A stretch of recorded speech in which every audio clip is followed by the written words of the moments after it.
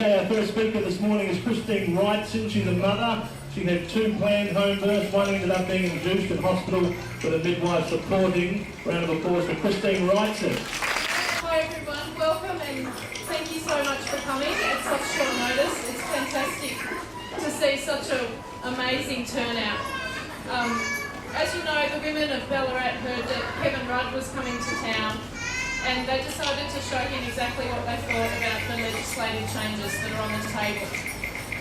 And other women in other parts of Australia put their hands up to organise events locally, and I just want to say a big thank you to Anna and Maria for organising today's event. It's just, they put in so much hard work, and in less than 10 days we have 15 simultaneous events happening around the country.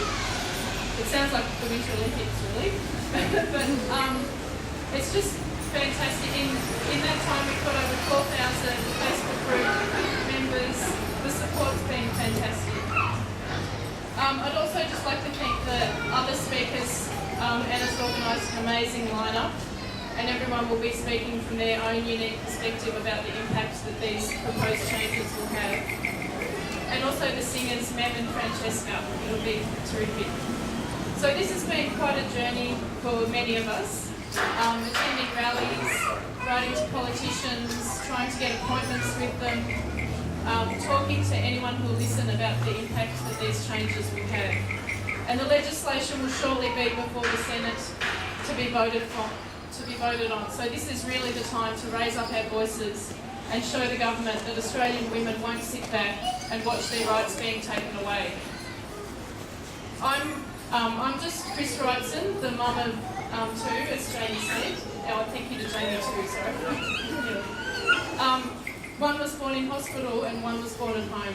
And for both births, we chose to be under the care of a privately practising midwife because it was extremely important to me to minimise the chance of medical intervention as I strived to have a natural birth. I felt that this was in the best interest of my baby and my babies and myself. And at the time I never could have imagined that this would be something that the government could take away from me, not in Australia and not in 2010. That this would be a choice that my daughters would not have themselves.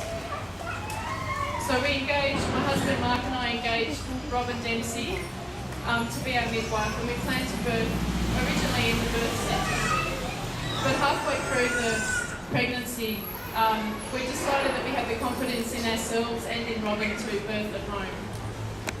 But at about 37 weeks I developed, my liver stopped working, or as well as it should have, and I developed obstetric cholestasis. So we had discussions with Robin, liver function tests, talked to the midwives and doctors at the hospital.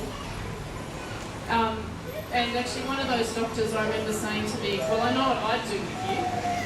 And she didn't realise what every person here today understands, that in fact it was not her decision to make, it was mine. So after much consideration, my husband and I decided that I'd go and be induced early in the hospital, but it's thanks to Robin.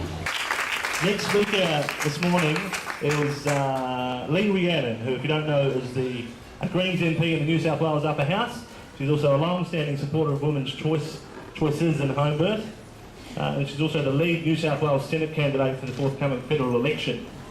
Welcome, Lee.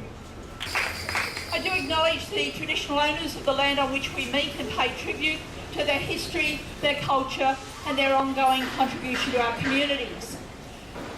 I really do enjoy hearing the stories of women giving birth to children.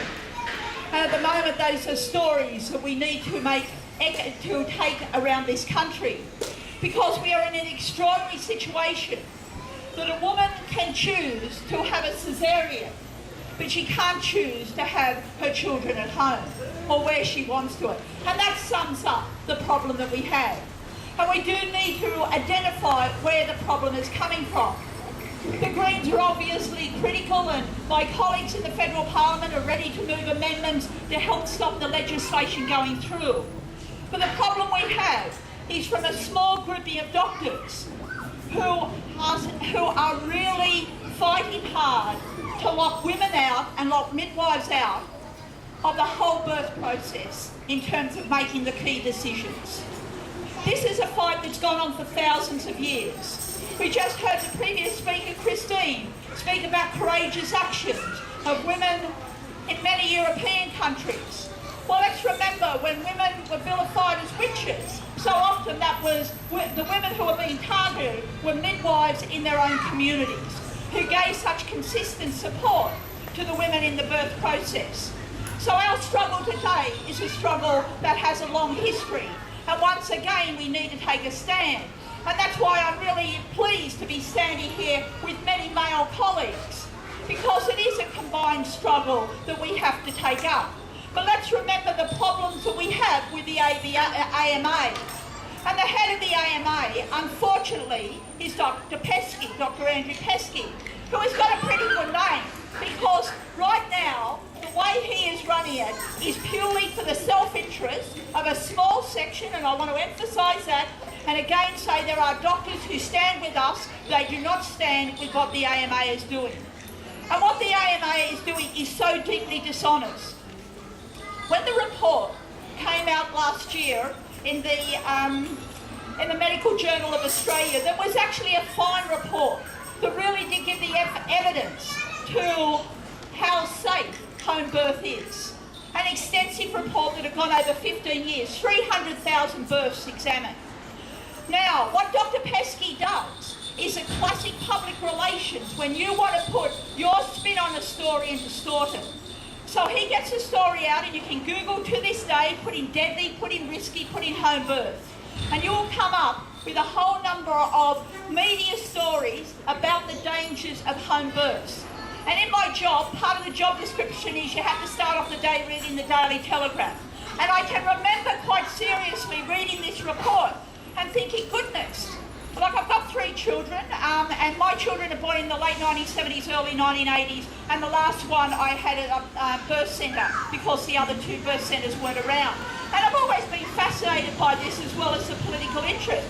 And I can remember thinking, good heavens, this is alarming. And now we know that Dr. Pesky and a few colleagues distorted those figures in the most dishonest way, saying about how there was, I think it was 27 babies had died in that key period when they're in the final stage of birth.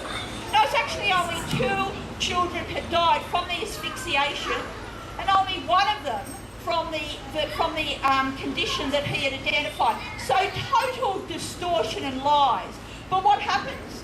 Not only do the stories get into the Daily Telegraph, the shock jocks have a role on it, and this is when it then becomes political, because the politicians have lost courage.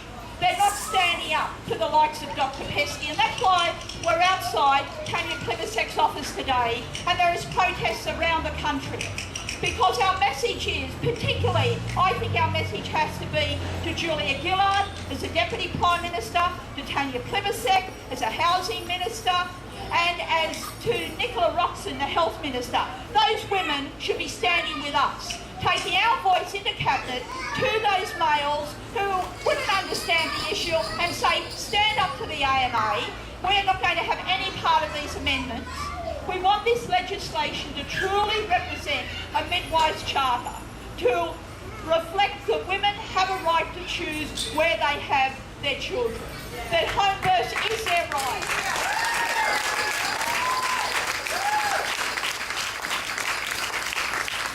And the key issues that we need to win, and this is what I would encourage you when you leave here today, take away that commitment in your heart to send off the emails, make the phone calls, send off the letters. As a politician, I can tell you it has an impact.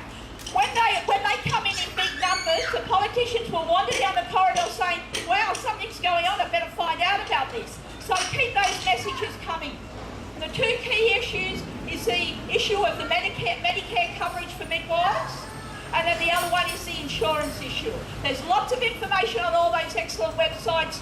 Get a few sentences, send it off, keep the pressure on. And we need to call on the women Labor ministers to have courage, take on the AMA. That's our message to them. We can win it. We have to. We've won it over thousands of years, and we will win it again. Thanks very much. It's a difficult hope for us to come across a politician like Lee. Thanks, Lee.